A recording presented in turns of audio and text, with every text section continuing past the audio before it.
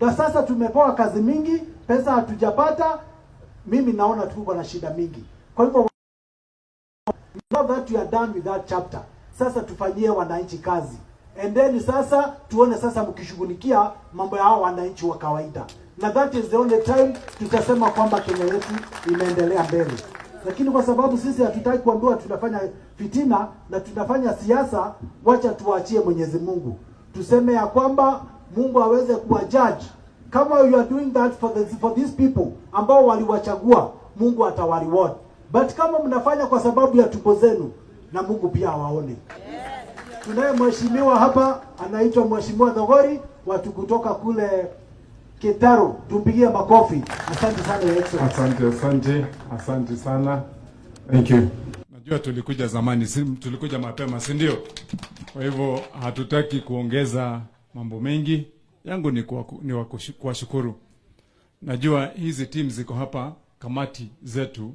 Najua hata kwenu, isipokuwa ni vile hatuendi na nyinyi kule kwa ground. Nyinyi mnaendanga peke yenu.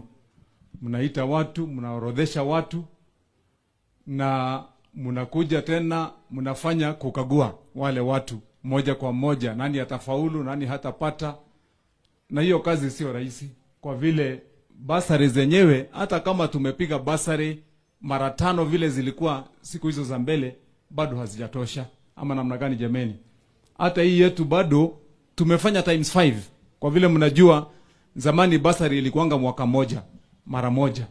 Sasa tumepindua, we are doing mara 5 kwa kila mwaka, na tumeongeza vile imesemekana hapa mpaka 5,000 ndio minimum ile tunapatia watu.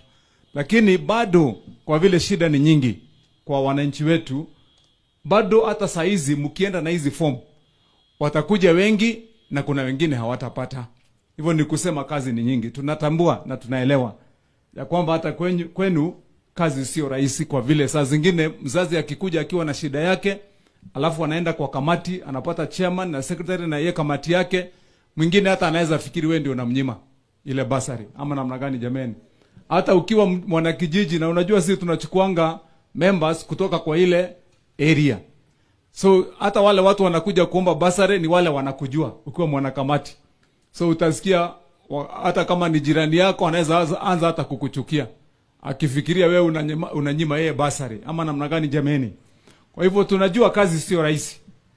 Nataka ni washukuru kwa vile kwa hiyo kazi yote tunayofanya, isipokuwa hata kama kumekuwa na lalamiko moja pale, ingine pale, lakini tukifanya percentage, uliza ukiangalia moja mbili, na tuangalia mahali ambapo hakuna na kazi inaenda mzuri, kwa percentage yetu tunasema hii kazi inaendelea mzuri, because at least 95% yetu ya kazi iko sawa sawa. Kwa hivyo hata nyinyi mpokee shukrani zetu na zangu kama governor. Ile mahali kidogo kidogo ndio nitawaomba tu, kama watu wenye nia njema, kama wana Kiambu, mujaribu kupiga darubini mkisikia mahali ambapo kuna jambo ambalo linaweza kurekebishwa, na mkiona mahali kama kuna moja, kwa vile kwa umati mkubwa kama sisi vile tulivyo, kwa kamati nyingi, mahali ambapo tuko hawezi kukosa mmoja wawili ambaye anafanya jambo moja ambaye labda haikubaliki. Nyinyi mpige darubini, secretary kwa kamati yenu, hata kama wewe ni member, piga darubini ione kama kuna mtu hapo katikati anaweza kuwa anajaribu kuchafua jina ya wengine kwa kufanya maovu. Ama namna gani jameni? Na mkipata mmoja, nyinyi mnajua msimamo wangu huwa ni kwamba tafadhalini mkubali ya kwamba hii serikali yetu, watu wetu wa Kiambu watambue ya kwamba kazi inaweza kufanyika kwa haki na ukweli, na itendeke na iwe kazi nzuri. Kwa hivyo nyinyi, hiyo kazi nyinyi ndio tutaachia, muhakikisha kwamba tumekuwa sawa. Ya pili, niseme vile chairman alisema hapa ya kwamba pia tumepitia wakati mgumu kidogo, kwa vile hata ile allowance ambaye members wa hizi kamati hupewa, isipokuwa ni ile yenye imeandikishwa na imeorodheshwa pale na mkuu wa hii mambo ya mishahara na mengine, wale wa SRC. Sio kusema ya kwamba kama serikali ya county, kwa vile county ni serikali nzima na tunaweza kukua tunaangalia mambo, sio kusema ati hatuwezi kuangalia mahali kuna hardship ama mambo kama hiyo unafanya kama ni hardship allowance kidogo pale kwa wale watu wa kamati ya basari. Vile Nkoroi amesema hapa, wanakuwa wengine wanafanya kazi pia kama hii department yetu. Kuna wengine wanafanyanga kazi hata mpaka usiku wakati basari imefika. Niko na marafiki wangu ambaye wananipigia simu wananiambia, hapana, sisi tuko kibarua kwa vile kuna watu tulikuwa tumesema tuangalie, bado hatujaona basari tena, tunafaa ipeanwe kabla watoto hawajarudi shule, hatujamaliza kazi, so tunajua hata nyinyi mnafanya. Na niseme pia ya kwamba unajua hii kazi yenye tuliwapatia ya kukuwa members wa kamati, saa zingine watu wanakosa kuelewa ya kwamba hii sio kazi ya kuajiriwa umepatiwa ati yenye inaweza kulisha mtu na familia yake. Ama namna gani jameni? Saa zingine mtu anasikia ati mtu amechukuliwa kwa kamati ati ya basari, anasema ule mtu amepata job. Lakini ukiangalia allowance yenye iko pale ati ya mtu kupewa, hata yule mtu mwenye anafanya kazi kwako ya shamba hako na pesa mingi kushinda wewe. Ama namna gani jameni? Kama hiyo ndio ile hesabu. So nataka kwa vile ni mzuri kusema ukweli, ndio hata wananchi wetu wanakuwa wanaelewa ya kwamba kamati sio mahali ya kutengeneza pesa, ni mahali ya huduma. Kwa hivyo ile kitu tutafanya, nyinyi muache kwanza tuone vile tutarekebisha mambo kusonga hapo mbele kidogo. Mimi kama governor wenu naweza kuangalia tuone ndio hiyo vikao vyenu na kazi mnayofanya ikuwe sawa, tunaweza kurekebisha mambo na kuinua kidogo namna gani. Mara hii tu mtuie radhi kwa vile bado mnasikia vile wengine wamesema hapa, mtiririko wa hii pesa kutoka huko juu bado haijakuwa sawa, iko chini, imekazwa sana. Sisi ile pesa tulipata ya mwisho vile mmesikia, na tulimeng'ang'ana sana hata kuipata kutoka kwa serikali kuu. Imekaa tumepata pesa ambayo ilikuwa inafaa kukuja ule mwaka mzee, ile July. Sasa ndio tumeanza kupata, ndio tulipata hiyo. Na inapata wewe wananchi wako wamekalia miezi mitatu hawajapata mshahara. Isipokuwa sasa sisi hapa Kiambu tumejaribu kujikakamua. Wakati mlinipa kazi, nimejaribu kuweka utekelezaji wa kazi na ukweli na kuhakikisha kwamba utumishi mbaya wa pesa hamna. Na sasa ndio mnaona saa zingine sisi tuna survive.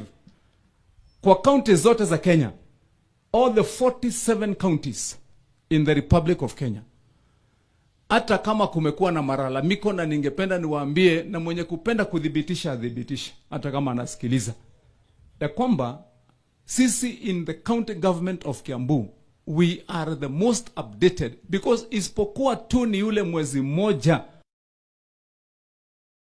na 30 days nimekuwa ninajaribu kuweka, hakuna for 1 year mtu amewahi kuchelewesha mshahara yake even for 1 day. So na ile kitu tutafanya, hiyo ndio ile njia tutaendelea nayo. Najua hiyo wakati hizo siku 30 zilikuwa ngumu kidogo kwenda mbele, hiyo sasa tumeweka vizuri. Hiyo pesa ikikuja sawa, hata ikichelewa tutakuwa tunalipa watu wetu, lakini tunajua pesa dakika mwisho itakuja. Kwa hivyo nyinyi watu wetu wa kamati, mjue ya kwamba hata nyinyi tutawaangalia. Yangu ya mwisho ni kuhusu hizi pesa zenye tunapeana za basari, na haswa hizi form ambazo tumechukua leo. Tunafaa kupatiana na mara ya tatu karibu tufunge mwaka.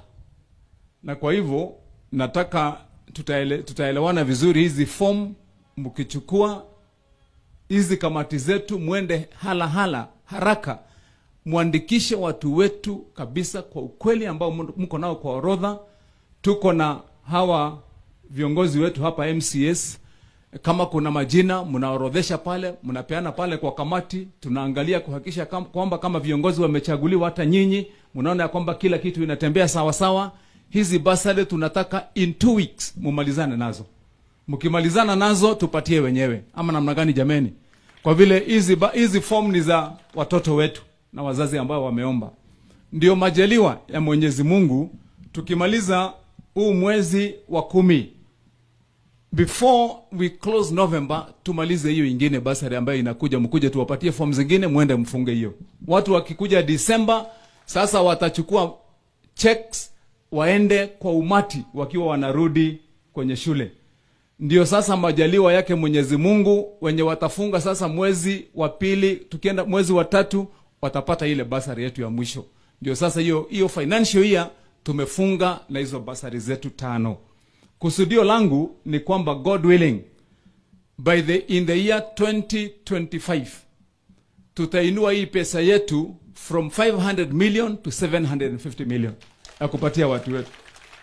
Na kwa hivyo tutaongeza idadi ya wale watu wanapata basari zetu. Na kwa vile viongozi vile wamesema hapa ya kwamba ile department yetu ya education, not only in Kiambu, I want to put this on record. And anybody, like I've said, who wants to challenge it, can challenge it with facts, but we will give you back the facts of Kiambu County. In the Republic of Kenya, there is no other county that has a more vibrant and successful department in the country. And I can give facts. Naweza kupatiana facts. Unajua tumesema hapa sisi tumekuwa tunajengea watoto wetu zile ECD centers.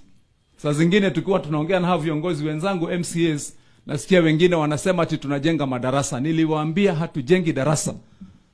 An ECD center is an establishment, it is a school on its own, the ECD. And that is why we have made them complete. Tunajenga ikiwa PP1 ambaye ni part ya ECD, PP2 hizo zikiwa darasa 2, tunajenga upya a new office ya mwalimu, tunatengeneza mahali pazuri as ablution blocks za mwalimu mpya.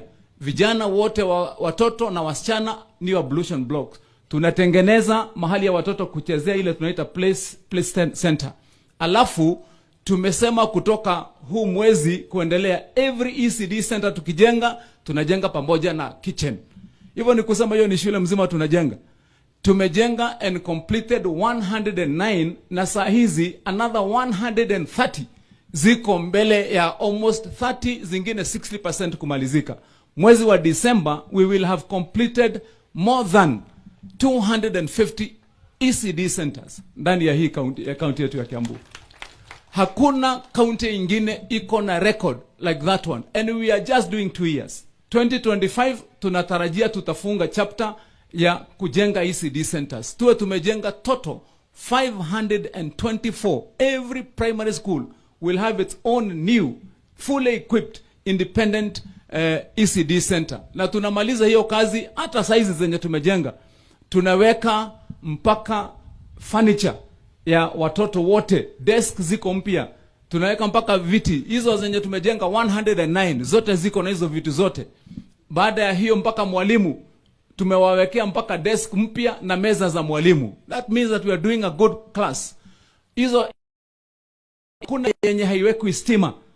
Stima tunaweka kwa vile tunatarajia kwamba mwanzo wa huu mwaka watoto wetu wote wa ECD centers tunaweka ile masomo ya kisasa ambayo tunapatia mpaka ile tunaita ile tablet ya mtoto.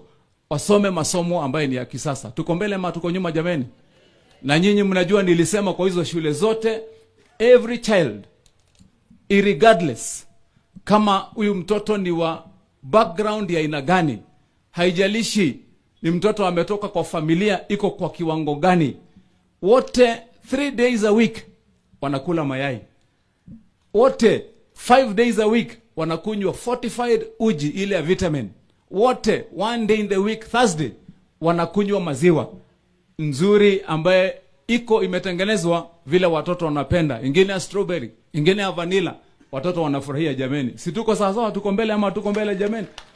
So sasa ndio ninawaambia ya kwamba mimi niko na haki na nimshukuru Nkoroi, tumshukuru huyu chief wetu Masi, Dr. Masi, kwa vile upande wa hizo mijengo za madarasa huyu chief officer wetu Masi amefanya kazi nzuri, na hii ingine support program yetu ya basari ya chief wetu Nkoroi na team, you have done a good job.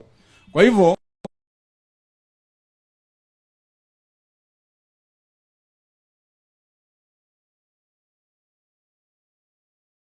from ukiwa Roiro ama hata mahali popote in this county, unaenda kufika barabarani ni matope, ni vumbi na stima. And that is why, in conclusion, I have made a decision as your governor ya kwamba this time I am going to intentionally do things differently. Na mimi nimeambia watu, those that want to know my history one more time, maybe you didn't follow when I was a senator. I was amongst the highest ranking members of the Senate of the Republic of Kenya in terms of articulation and going out for policy, for politicization of issues if it had to be, and including writing of laws. Nilikuwa nikisimama kwa hiyo bunge, inajulikana kuna mtu amesimama kuongea na kusema vitu na kupanga. But that chapter now is closed. You came here, you gave me the job to be your governor, a manager of the resources, a manager of how we are going to take our county forward. Na ndio nimeamua sasa kwa wakati huu watu waniwie radhi kidogo. Nataka kuwa Kibaki wa Kiambu. Mungu akitukubalia.